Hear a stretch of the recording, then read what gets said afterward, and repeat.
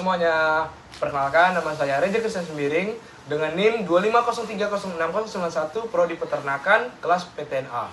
Nah, di sini saya akan menjelaskan mengenai proses pernapasan pada unggas, lebih tepatnya pada ayam. Di sini saya sedang memenuhi tugas oleh dosen pengampu Ibu Insinyur Tati Fidianasari, SPT MP IPM. Nah, di sini mari kita mulai.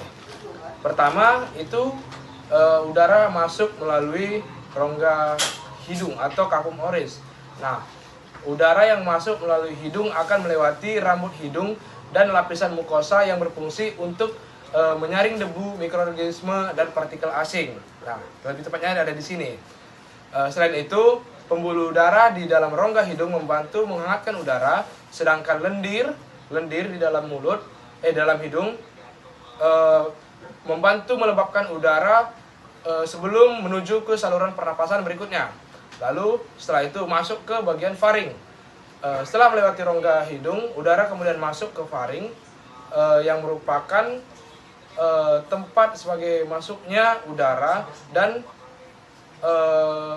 organ ini berfungsi sebagai jalur penghubung antar sistem pernapasan dan sistem pencernaan karena udara dan makanan sama-sama melewati bagian ini. Nah, selanjutnya ada laring. Kemudian udara bergerak menuju ke laring, yaitu bagian saluran pernapasan yang sering disebut sebagai pita suara. Nah, yang berperan dalam menghasilkan suara saat unggas ini berkokok atau berkotek. Pada bagian atas laring terdapat epiglotis, yaitu struktur seperti katup yang berfungsi menutup saluran napas ketika kita menelan makanan agar makanan tidak masuk ke dalam saluran pernapasan. Lalu masuk ke trakea. Nah, dari laring udara akan melewati trakea, yaitu saluran pernapasan berbentuk pipa yang memanjang menuju ke paru-paru. Trakea tersusun dari cincin tulang rawan yang menjaga saluran tetap terbuka. Nah, pada dinding trakea juga terdapat